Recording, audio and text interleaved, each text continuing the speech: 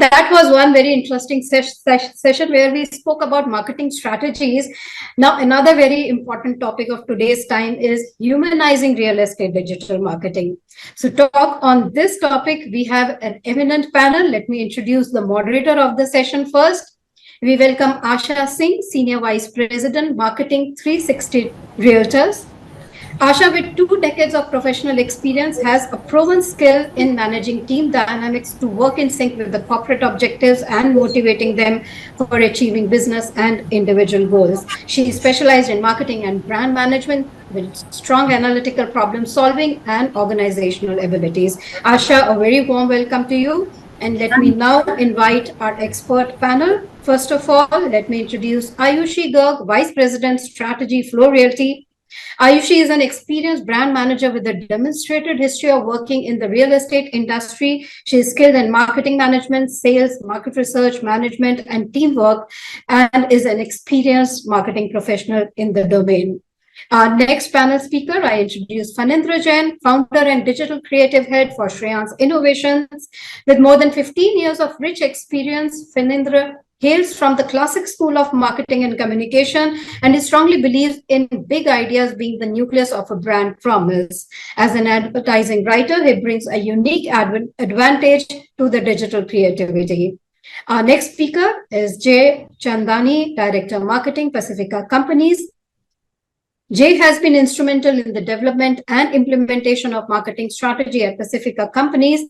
The company has been able to spread its brand proposition and communication in India as a result of his creativity and development skills. In the last 14 years, Jay has also been involved in retail leasing as well as strategic planning of sales activities, and Pacifica has received numerous accolades for his leadership. Our next panel member, let me introduce Rajeeb Dash, Head Sales and Marketing, Adani Realty, a marketing and sales professional with FMCG and consumer research background. Rajeeb has been building brands through innovative marketing and sales approaches. He has been strongly involved in lead generation, sales strategy execution, and product development, including market research. Our final panel member, I introduce Samrat Tiwari, Director of Webzaa. He is an independent, Webzaa is an independent modern digital agency formed by professionals who have more than a decade of experience in digital arena. Samrat Tiwari believes in solving real world problems using technology and marketing, and Webzaa's in-house design studio creates customized solutions for brands in addition to providing services from lead generation, social media optimization, to web design and development and video creation. So this is our expert panel, and Asha, let me hand it over to you now. Thank you, Sapna. It's an absolute privilege to moderate this incredible conclave of humanizing real estate digital marketing. Looking at the distinguished personalities who have graced this conclave today, I see a collective mind that have shaped the way brands connect with the audience in this ever-evolving, not only digital, but the entire marketing landscape. So the theme of humanizing digital marketing has been particularly, it's currently very timely as we are navigating a world where technology is a powerful tool. But the human touch also remains quite essential. So over the next 1 hour, we'll be delving into how to strike that perfect balance of leveraging automation for efficiency, of course, and also ensuring that the marketing retains a very genuine and a personal touch. So without further ado, I think let's dive in. So my first question would be to you, Mr. Rajeeb. So marketing currently commands that the connection of the client has to be on a deeper level, where we need to understand their needs and their concerns and their aspirations also to a very big extent. And the tailoring of the marketing effort and the communication and the initiative has to be on a personal level more than just pushing sales. But what are the challenges that particularly a marketeer is facing in this ever dynamics of a human connection in the digital marketing space? Yeah, hi. Just to start with, if you see today, marketing is more about giving an experience. We used to say marketing used to be the lead generation process in real estate, but today, if you see, it has gone beyond the lead generation. So lead generation happens through digital medium or automation process and different mechanism. But today, marketing plays a greater role in giving that experience. And when you combine marketing and sales to get a 360-degree perspective of a customer journey, you'll see that your sourcing is done. So sourcing is done through different mediums. It can be marketing lead generation. It can be channel partner getting you the leads to the site. But today, it's not about the lead generation. There are a lot of brands, good A-grade developers that have been able to generate a lot of leads, whether it's a digital medium or ATL medium. That lead comes to the site. But the point is that when the lead or the site visit happens, then the role of marketing becomes very critical. Now, how you are able to convert that lead to sale, the site visit to sales. So the conversion ratio that comes, that becomes critical, that how effective is marketing in creating that experience of the brand and the project and the product to a customer, that the sales happens on that spot visit and not maybe after multiple visits. So today the marketing, if I have to define, the challenge is not about lead generation. That is going to happen if you have a good location, good brand.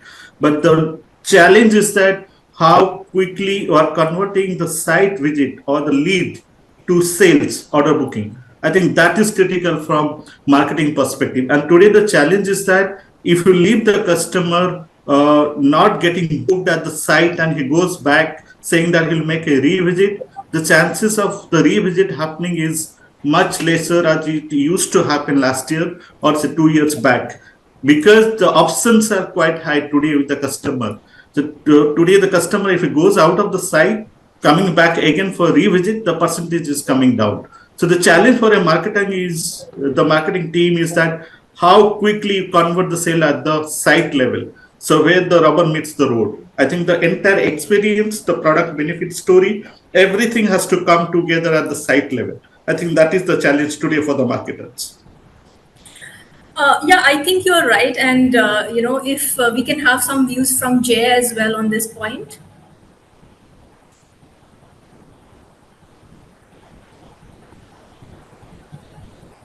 Yeah. Am I audible? Yes, you are. Yeah, sure. So I think Rajeeb ji just said it out perfectly loud and clear. I think more than that, what's really happening is one of the major obstacles we'll face as digital marketers is to catch up with the intensity and the speed with which technology is just throwing options at us.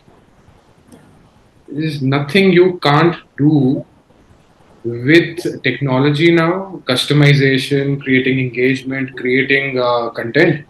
I think content creation itself has become you can use AI to create some really interesting content.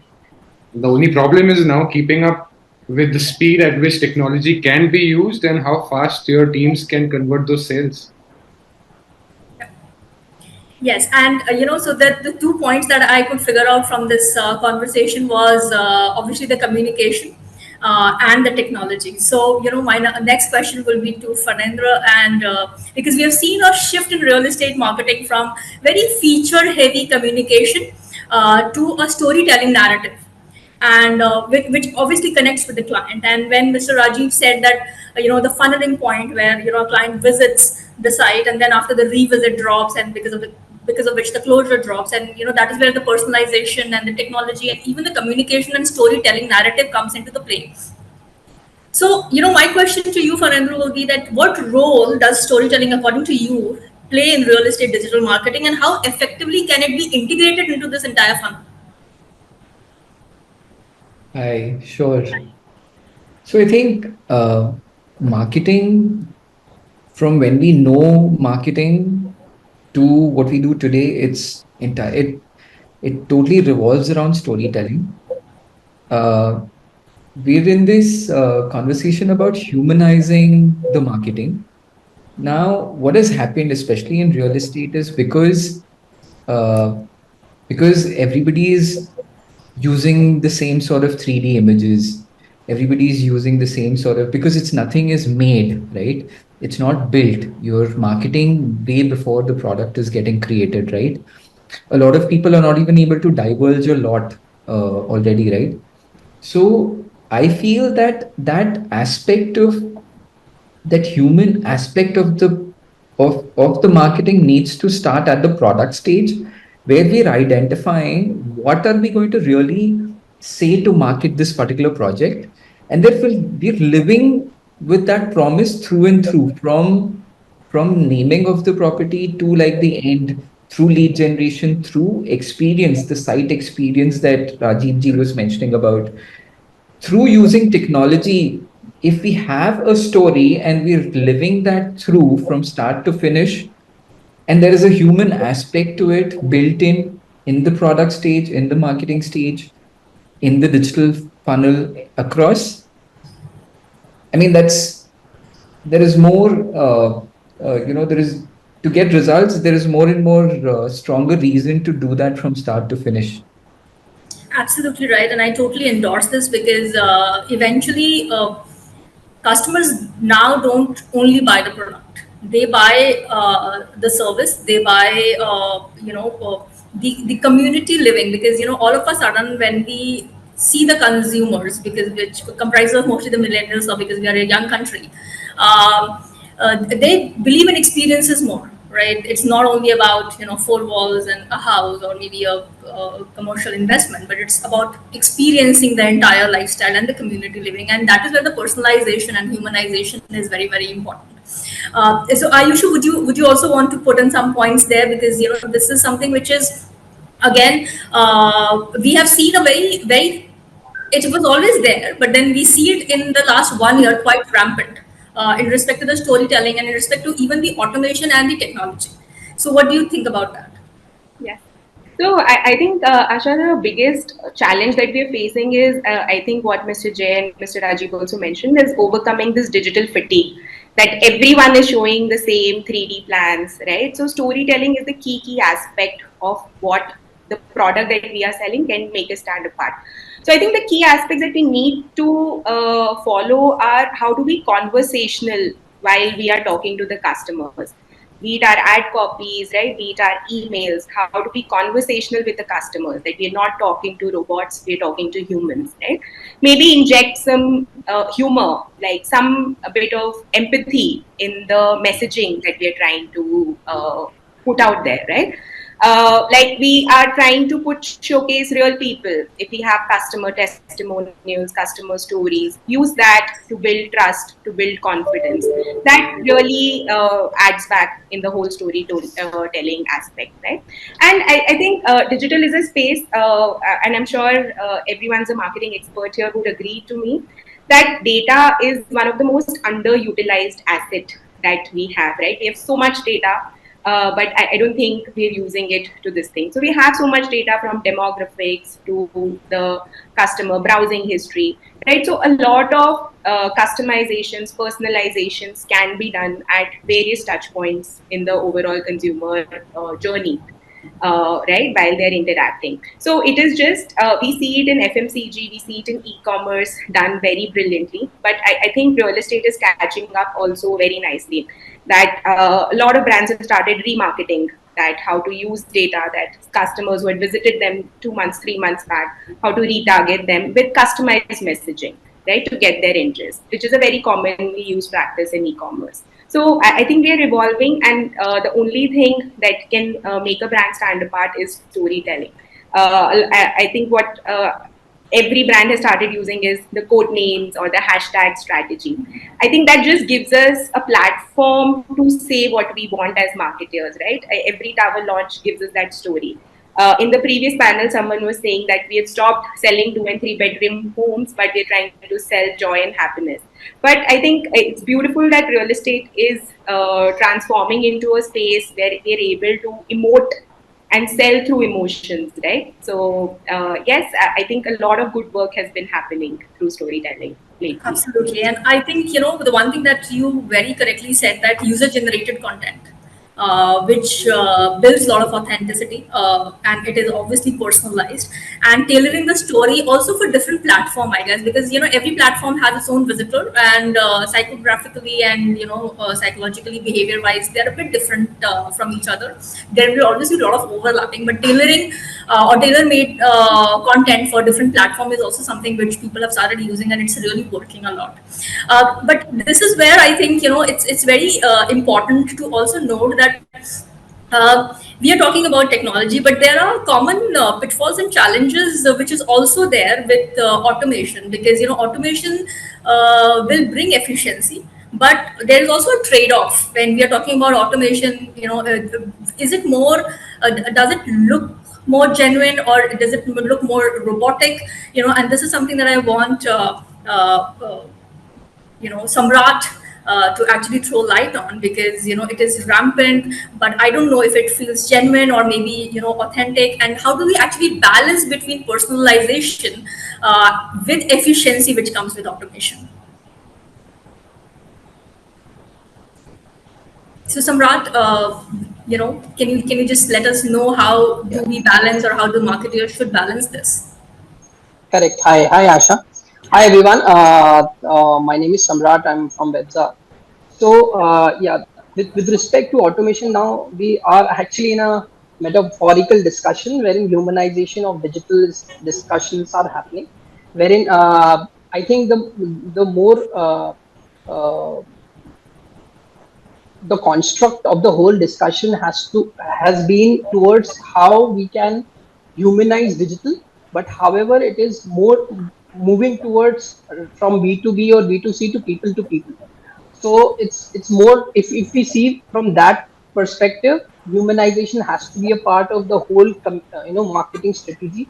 But when it comes to automation, we have to understand the customer journeys, right? So in what customer journey can you have an automation, and in what customer journeys you need to have a manual intrusion or a manual uh, you know uh, in terms of you have to have a human interaction in that place. Like for example, you cannot have a service related calls wherein you need certain important things to be taken care, wherein you are asked for a lot of human related questions, wherein you require a very quick answer, like even if you're let's say an OTP for a banking transaction or anything of that sort, it has to be automated, right?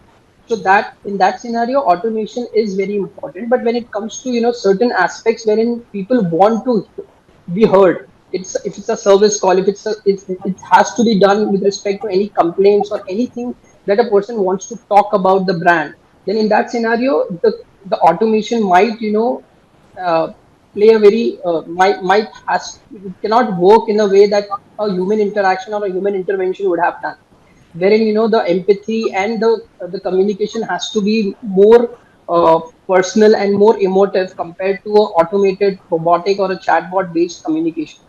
So that is one of the important aspects that as a brand we have to take care basis on which customer journeys, as Mr. Rajeeb rightly said.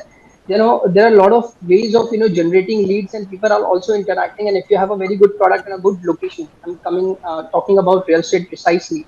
In that scenario, there are people who would fill in the form and would interact with your ad, but when it comes to doing a site visit and then getting into a conversion mode, at that scenario, the customer journeys and the nurturing plays a very vital role. Why A versus B? Because it is not like any person would just have a very impulsive buy of a real estate. He has to do a good amount of research, he or she, and then probably shortlist two or three of those, bouquet of those kind of projects that he wants to or she wants to invest, and then finally take a call. And during this consideration phase, automation has to be taken a bit, more towards connecting the algorithms. But when it comes to content and communication, it has to be more emotive and more direct in terms of humanization part of the whole the algorithms that have been launched by the platforms. Okay, so yeah, I think what we understood from you was, humanization and automation both are equally important, and somewhere or the other in the entire funnel, right, at the bottom of the funnel, when we are actually into the consideration stage or comparison stage, personalization is something which has to take a forefront. And Correct. automation will always be there, but then that is where it's more personalization, because they are at a stage where they are going to take a decision, and that is where they need Right. more personal attention. Absolutely correct. Asha, I just want to add one point. Yes. You have to see automation in different stages of real estate. Yeah. On a pre-launch or a new launch, you may like to do a lot of automation because your database is huge, and you are going out in a market where you are doing a new launch. There are a lot of people who are waiting for that project to come. So there you may like to do a lot of automation so as to funnel the data to site visits and conversion. But when you are in a sustenance phase, then you would like to personalize as much you can through your sales team, because the customer who has visited or been waiting for the project for the second round, then you need to change your communication, or the need gap analysis has to be done in a different way so as to give a human angle to it. So maybe as a smart marketer, I would like to do a lot of automation during pre-launch, during the new launch of the project, but not on a sustenance phase. Sustenance phase, I'd like to do it through my team, the sales team, going and having the conversation and the right conversation as per the need gap which has happened. I think that is required. And second thing is that you have to break the segments, affordable, premium, and luxury.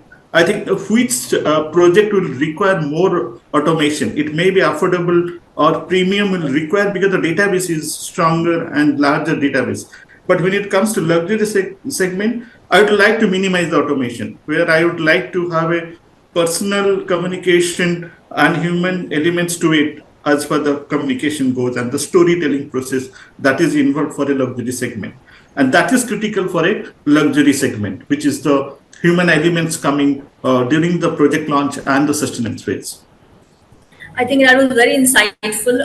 I also learned from there, launch and sustenance, vis-a-vis, also because premium or affordable or a mass segment, mid segment. So automation more required from the launch side and mid segment, compared to a luxury segment and a sustenance, because sustenance is where it's more need based selling, need-based requirement.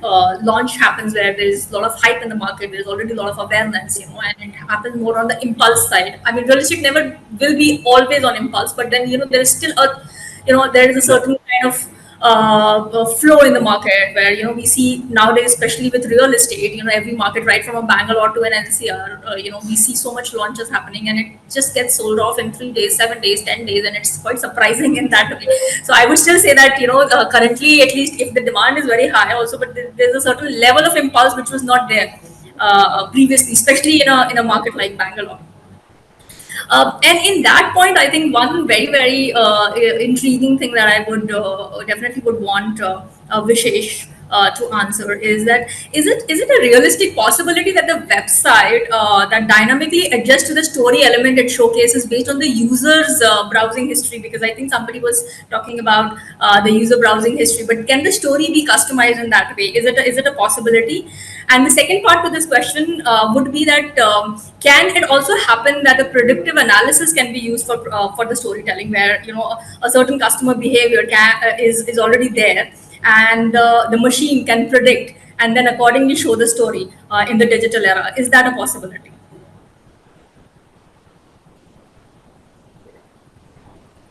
Mr. Vishesh.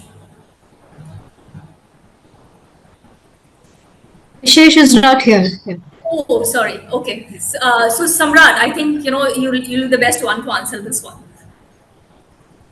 Yeah. So with respect to, so when it comes to user browsing history, utilization of that, and customizing your communication with considering those kind of data insights and data gathering that you have already done over a period of any kind of stage of marketing that you have done in the past or historically, then in that scenario, nurturing plays a very vital role. Now, a lot of people utilize push notifications very aggressively. In the other segment of the industry, like with respect to categories like FMCG, or it is e-commerce precisely, people utilize web push notification very aggressively. Like you would have, everyone would have experienced. We add to cart lot of things, and then we just move out of it, and then automatically you start getting a lot of communication around that specific cart products that you would have added. Now, in that scenario, the whole algorithm is working in such a way that they have understood the kind of need that you're looking at, but for whatever reason, you wouldn't have been able to continue to get the whole sale process completed, right? So in that scenario, we have to. So the whole push notification algorithms work in that way. Now, this can be as Mr. Rajeev again said the right thing, that we have to understand the different customer journeys, wherein whether it is the initial launch or pre-launch level communication, or it is more to do with people who have filled the form, or people we can bucket it in that way. So wherein we are just creating an impression, or we are creating a click and just going through the digital journey, or we have got generated a thank you page, which is the form is already filled, or eventually the people have come down to our site. So these buckets can be created in our whole customer journey, and then this can be further divided in such a way that every customer journey has their own way of communication in terms of web push, in terms of WhatsApp nurturing that we do with transactional or the MQL data, that is marketing qualified data that we have with us. Then apart from that, there are other mediums in terms of emailers, which now have been again under, you can say, in the limelight, which of lately people have been utilizing very aggressively. So utilizing that data and then backing all of these content again back to the nurturing and pushing it to your CRM to understand which level of data has been warmed up all over again, from whether it's your site visit bucket, whether it is your lead form bucket, whether it is your clicks bucket, or whether it is your impressions bucket, and accordingly move into the journey. So that is how a lot of brands have started utilizing it already across. Specifically, I'm talking about real estate because we work with a lot of real estate, and a lot of ACAT brands that we have been, or corporate brands that we have been operating with, have understood the value of this process, because they are sitting up with a lot of data across India.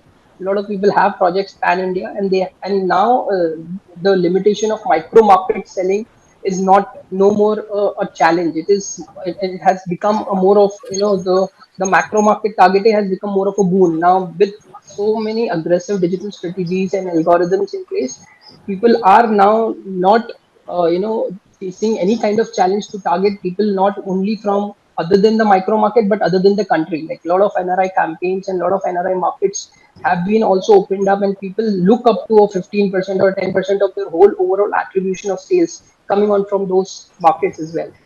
So that is how we are utilizing those user browsing history data, or user historical data, to push in our communication and utilize them in the interest of the whole campaign that we are into.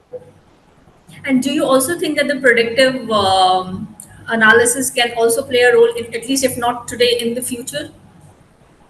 I would say yes, but then what happens is, with aspects of uh, multiple stage of the projects, there might be different kind of human uh, emotions that can be pushed upon. Like for example, you might not be having in the same similar kind of offering coming in the every time that you're launching a project. For example, you're launching in a Parel and versus you're launching in a Virar. So the kind of data insights that you would have for a Parel might not match with something that is in a Virar, right? So that is something that we have to have an understanding, or of wherein we are able to utilize that kind of data for which kind of offering. Otherwise, predictive analysis is very it can be utilized with respect to, I would say, more of user generated content, wherein we are able to understand which kind of content strategy has played a very good role for us, or had created more engagement for us in the last launch versus the next launch that we can look up to. But with respect to data insights, I think predictive analysis might not be a correct or 100% correct method in case we are not targeting the similar kind of audiences with the offer. Yeah, I think yes, because also in the analytics world right now, we are still in a very descriptive stage, Correct. and predictive is still at a very nascent stage, and especially in our industry, I don't think it has even started. Um, Yes. uh, yeah, Jay, I also wanted to have your thoughts on this. Of this entire browsing history and how the personalization can be done using the data that is already there, and then what are the tools also that has been used apart from this, technology wise, which has created, which has kind of made automation and personalization both work together. Sure. So, just when Samrat was sharing his thoughts, the point that I wanted to mention, and it is an answer to your question, using automation or using predictive analysis or using any kind of a tool depends on the story, depends on what is your marketing story, right? If if you're marketing to say just homemakers who live in a, if your audience is women homemakers, rich homemakers in a locality, you would market to them very differently if that's your target audience. So for them, you don't need any predictive analysis. You just need to build upon how you're convincing or what you're telling to them, right? So it really depends on that. And uh, what we try and do is for our real estate marketing, we zero down on the audience very, very sharply as best as possible. And then we create our communications around it.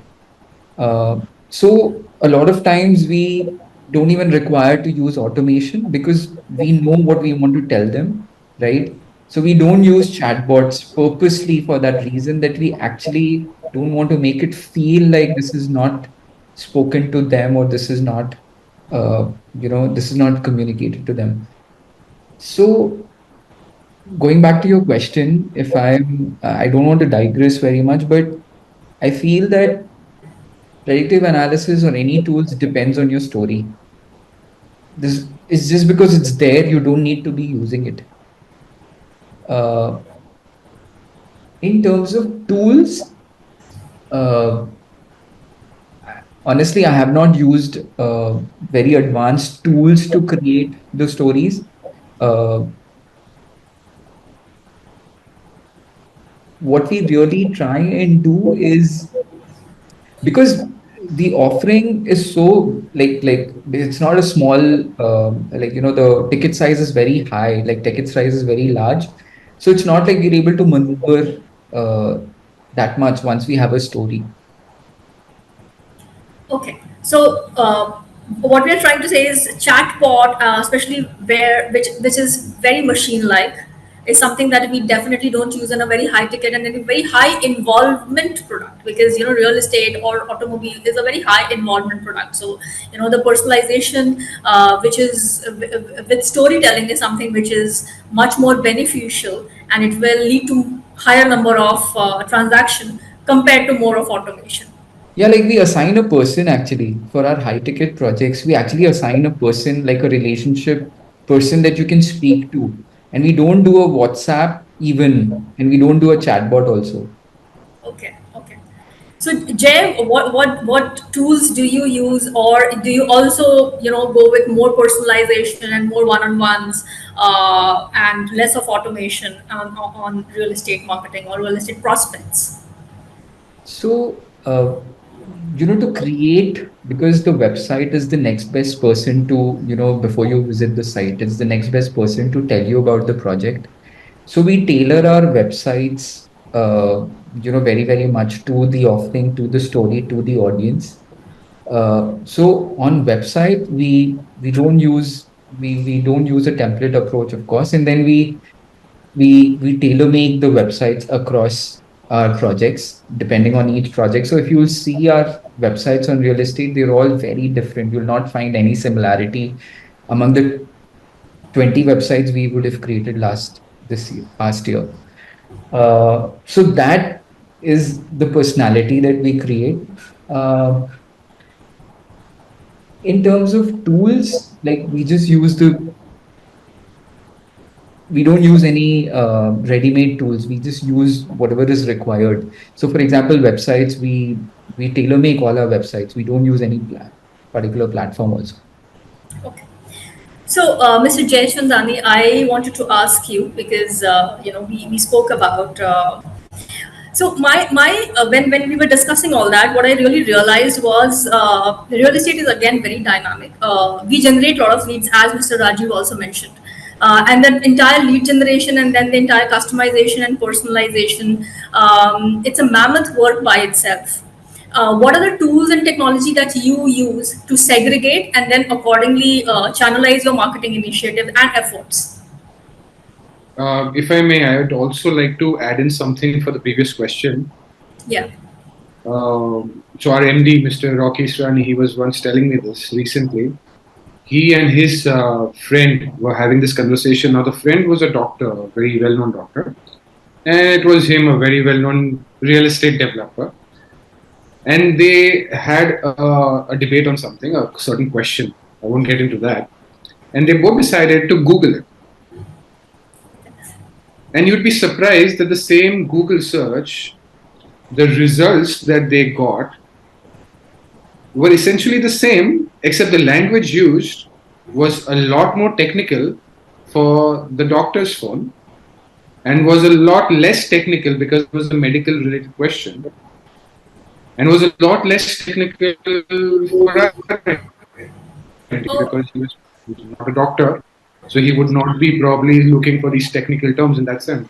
So if you actually ask me whether websites will in the future be able to differentiate on who's using the content. So I believe programmatic advertising, if people look into that, that opens up a whole world of different opportunities where customization can be possible. Of course, not the right person for the technical aspects of that. Coming to your question right now. So, okay. What we do is we use a lot more, as anyone should, a lot more automation towards the top of the funnel. And as the conversations begin, it has to be more personalized. There's a lot of tools in the market. This HubSpot, which helps with that. There's automation. So the point is, at what level do you start with the real conversation and stop with automation? Okay. And in that context, so obviously there is a lot of first party database that every company has, and there are a lot of third party database. So when we think about marketing, what's the primary, Mr. Chandani, that you look at, first party database or a third party database, especially in the funneling side? Well, both are equally important because your first party database has to be a little more limited. No matter how many activities you participate in, we participate in all possible expos throughout the country. We do all events. We do international events. There's everywhere, but then there isn't enough, right? Yes. That's like third party. The more database you have, the better it is. And you get over a period of time, you get third party databases where we do more automation, and first party databases where we can do more personalization, if I can ask that. Well, theoretically, yes.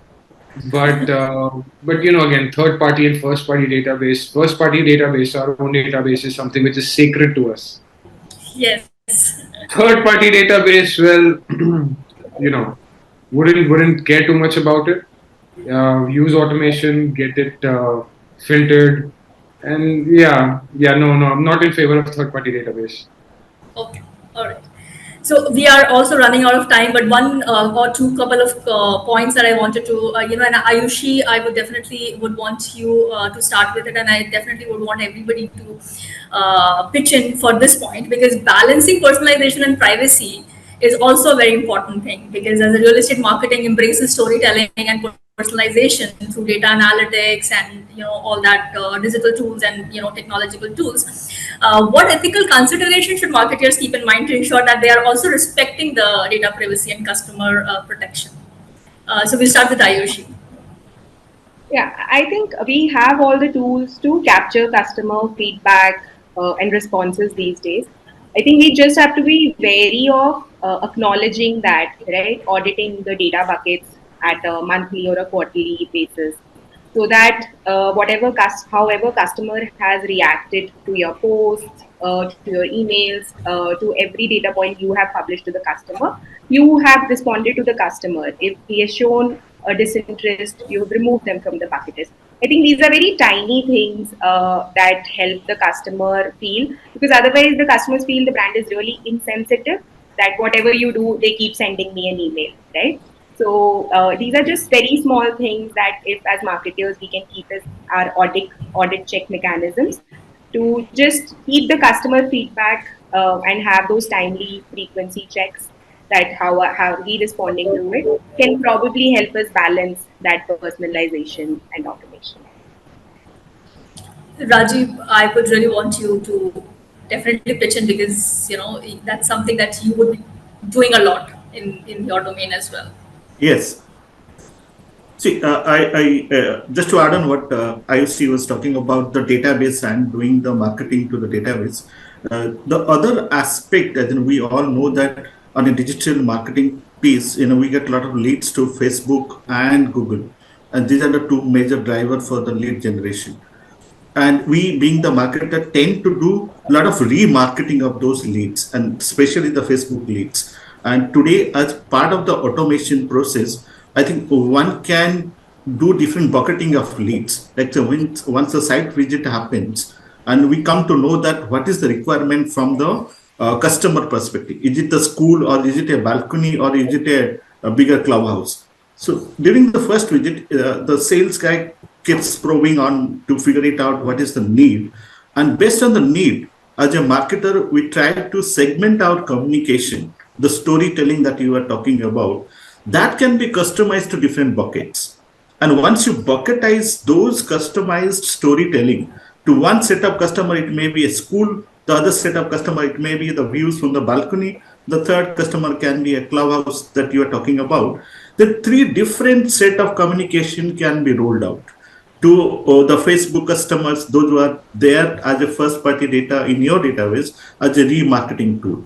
So somewhere the data privacy comes here, that how much remarketing that as a marketer we can do to our first party data. So somewhere we have to see that as the communication goes on, then I can try 2 times, 3 times with different communication till the customer comes back to the site in terms of showing the interest. I think somewhere we have to see that that is the good thing about automation at a certain point of time, that you can segment it. And the last discussion point was that is the predictive analysis can be done. Yes, to a certain extent it can be done if you have done the site visit data collection properly. If the site visit data collection is properly, you can sit down with a descriptive format also, and you can bucket the different needs and then the storytelling part. So that's something is critical. And the last part that I would like to say is that creating the FOMO piece, the fear of missing out. Today, that what you are talking about, project getting sold in 7 days, 10 days, is purely somewhere the referral angle is there. The customers, those who come to the site, they go out and talk positively about the project. And then that brings a lot of other customers or other channel partners to the site. And so somewhere that the referral part, being the first party data, if they can be a customer, it's great. If they can't be a customer, if you can use them as a referral tool and get them keep referring to the customers outside the database that we have, and that brings a lot of site walk-ins and then the conversion to the bookings. So somewhere that FOMO part is a big deal in real estate. If you can create FOMO through different aspects, it can be marketing, it can be urgency creation through pricing, your inventory and other things. But the referral link to FOMO creation, that works better in real estate, because real estate is all about positive word of mouth. And if you can create that referral program with your first party data, keeping the privacy in mind, and do a referral program to them, and they get a lot of workings to the site, and that works really great for sales order booking. Great, and this is my last question, and I'll throw this to Mr. Chandani first. So digital marketing can sometimes feel very one-sided. Okay, so what strategy can we use to encourage a two-way communication to give it a more human appeal? And what do you think should be done about that? And what do you think is the future of this entire humanizing? Where do you see the personalization will go to till what level, as per you? So I think when the lockdown happened during the COVID years, everyone really understood the value of having digital assets and having everything digitalized. I remember we were lucky enough, God bless us, that we had really good sales even during the COVID point, because floor plans, sites, 3D walkthroughs, 3D videos, everything. We had everything over there. It's a one-way communication. Well, yes, it is. But the idea is to let the customer know exactly what he's going to get before we start speaking to him. I think that's a very fair way to take things with a person who's going to invest all their life savings into buying that perfect home. Just taking it a little back to what a home really means to a customer. Um, a customer will always buy the most expensive home he can usually afford. He's not going to cheap out on buying the home. He wants to make sure it's going to have everything. It's going to have its amenities. It's going to be the right location. It's going to be close for his children to go to school, for his family to have a social, environment, malls and this and everything. So we first want to give the customer everything that the customer needs to know, right? And then we wait for him to ask the questions that, okay, what is it that's important for him and how can we address that? So I like it this way. I think it should be where first a customer gets to know everything and then decide whether he wants to have a second conversation with us. Perfectly. I think, you were perfect in that aspect. I really believe in whatever you said right now. We would definitely would want Mr. Fanindra and Samrat also to answer this thing of, it's a one-way communication. Most of the time it feels like one-way communication, and how can it be two-way? And, what do you see, or how do you see the future of personalization? Till what level can it go? So we'll start with Mr. Fanindra. Sure. So, real estate is using creators and influencers more and more. This wasn't the case. It was more one way before. And today, because advertising and marketing has become very social, because everybody is consuming social media a lot more, everybody's consuming reels, everybody. So, marketers are also looking at how they can be conversational, how they can be relatable, how they can be social, right? And this is happening across. So real estate is also, also kind of, navigating and moving towards where they're using lifestyle influencers, fashion influencers to talk to their audience. So that's one aspect. But yeah, it is more one directional because unlike other products, there is, uh, unlike other lower ticket products like say fashion or anything like that, there is little to tell back or anything like that. So I think it will be one directional for the most part, but yeah, that is changing really. Samrat, what's your take on that? Yeah, hi. With respect to it being one dimensional or one directional, I would say unless and until you have a very transactional communication, it might look like a one directional approach. For the all the other categories, where we feel that it is a more engagement driven communication because there is a lot of storytelling involved. So you don't directly launch a project nowadays. You just directly don't show elevation and say 2 BHK, 3 BHK starting from it. You try to create some element and engagement in the pre-launch or the coming soon phase, right? Where the soft launch happens. And if there is a story involved into it, the whole one directional or a one dimensional approach changes to a 2D or a 3D, wherein you're not only directly interacting with your, because for any launches we have all the other ecosystems to be also engaged in, whether it is your employees, whether it is your channel partners, or whether it is your direct customers. So all of them have to be engaged in the similar kind of communication and the language that the real estate project has taken a position of, or the kind of positioning that the project wants to take in or the brand wants to take in. So in that scenario, the whole I would not say it becomes very one dimensional when it becomes only transactional and you're sitting in the second or the bottom of the funnel in terms of the communication. When you have a top-down approach where you have a top funnel created and you are creating an awareness and there is a storytelling involved, then it is all by the end of the bottom of the funnel, you have a very good engagement rates, and it is always a 2D communication, or 2D to the bi-directional, I would say, wherein the storytelling would always have a engagement happening, whether it is a positive or a negative. It is obviously depends on how well we are creating that storyline and how it is connecting the dots with respect to our offering in place. However, it is more to do with the storytelling, and as I had recently heard one of the TEDx speakers talking about Maya, which is coming up with most advanced but yet adaptable kind of communications and the storytelling, wherein it involves around that whole approach that a lot of people have already started, which we have seen, and we are able to also work with those kind of guys and eventually evolve on that strategy as an approach.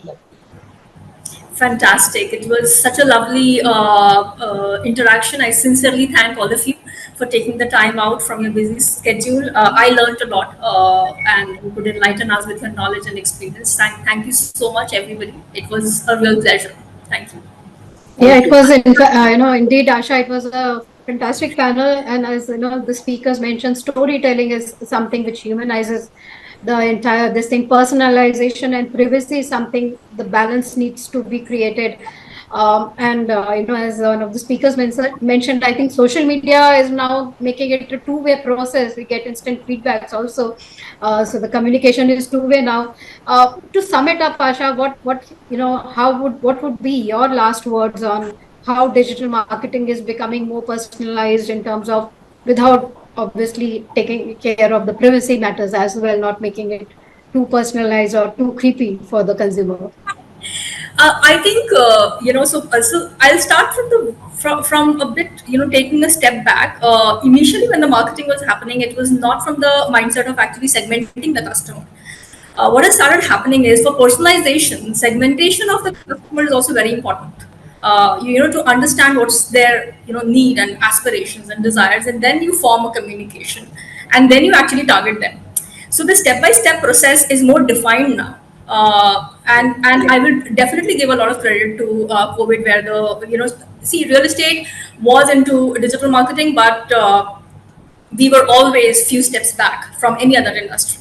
That really fast paced the entire process, and when the entire world moved to a screen, and the entire world moved to more digitization, real estate had to really quickly adapt to it. And that is where the marketing effort and initiative turned into understanding the customer, because buying a home, we could never imagine would happen online, or the entire conversation or a virtual site visit and stuff like that. So right from segmenting of the customer to creating stories and taglines and communication as per those segments, and then targeting them through digital platform has started. It is still a long way to go. I'll be very honest with that, especially because we have the analytics, we have the analysis and everything, but it is still not as refined as a lot of other industries are. So we have a long way to go. But yes, in the last 3 years, 4 years, it is really fast paced a lot. And my summation will be that any high involvement product, especially real estate, because most of the times people buy it once in their life, sometimes twice in their life, very rarely 3 and 4 times in their life. So definitely it's the most highly involved product that they'll ever buy in their life, and that is where the personalization has to be very important. So that is my summation to that. Yeah, emotional involvement, I think, is much more rather than any Emotional other and product that we are. financial, and everything. So when Correct. you're buying a product which is your life long once that you're going to buy it, then of course the personalization has to take precedence over everything We have else. one question here where it's talking about, obviously digital marketing is, taking over a lot of marketing initiatives, but how to create, strike a balance between online and offline channels in sales and marketing to engage with the audience. Asha, I leave it up to you. Who should take this question? I think Ayushi and Ayushi can start with that. Yes. I think, see, for a brand like us, our budgets are majorly focused on digital marketing. I think the previous session focused a lot on ATL, BTL. But I think with the usage of QR codes, it is a very good amalgamation of digital, the online and offline platforms, right? How you can use the ATL space, the print space, or the hoarding space, but put a QR code to showcase the overall storytelling. I think one of the points that we missed in the whole humanizing the digital space is usage of videos, right? I think using humans for videos, using the walkthroughs, the overall project videos that we've started using creates that two-way communication, right? And then we have using these small things like QR codes that creates a very sleek link between the online and offline campaigns. Yeah, so but consistency is very important in whatever we are saying online has to boil down to our offline communications. But yeah, clearly, I think from the last 5 years, while I was working with big brands, I had a lot of offline budget, but I leave it to the other experts here who have the monies to spend on offline these days. So, Chandani, then how do you actually? Jay, you would like to add something? Yes. You're on mute, Jay.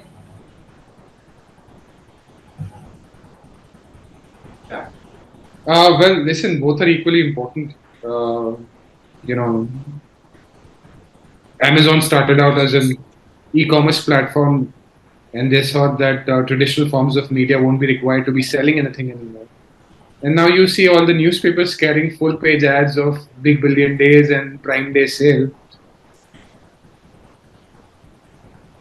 Both are required. No one's replacing anyone. I think the market's big. I agree there that traditional marketing will always be there.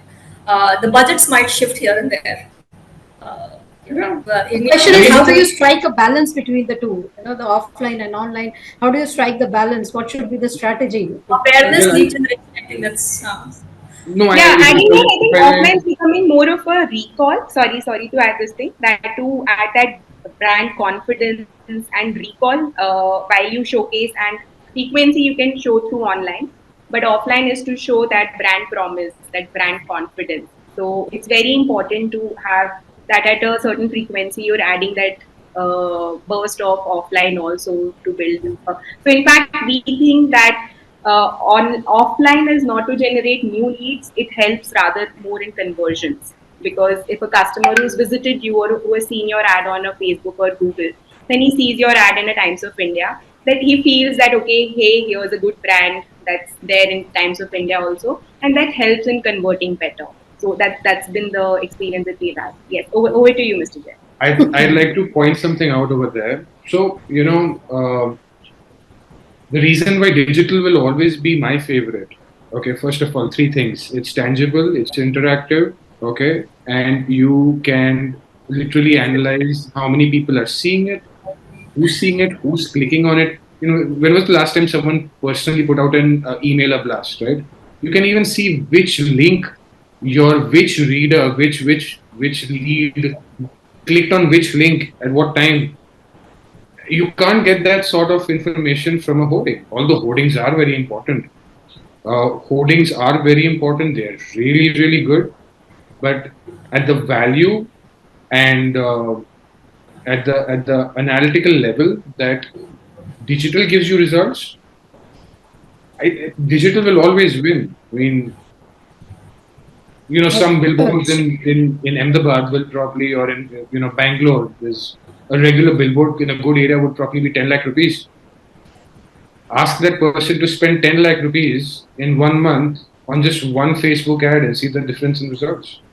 Or a half jacket, in Chennai can cost anywhere between 40 lakhs to a crore, right? Depending on the newspaper. One day, one ad, put 40 lakh rupees on a Facebook ad one day.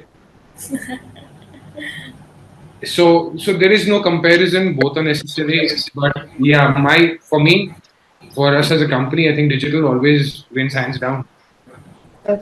Anyone else? How do we strike a balance between online and offline? Yeah. Sapna, there is B2B. Sapna, if you think there is B2B and B2C angle to it, in real estate, if you, at the end of the day, whether you do digital ATL, if your 70 to 80% sales happens through channel partner, then you have to see how you activate the B2B segment also.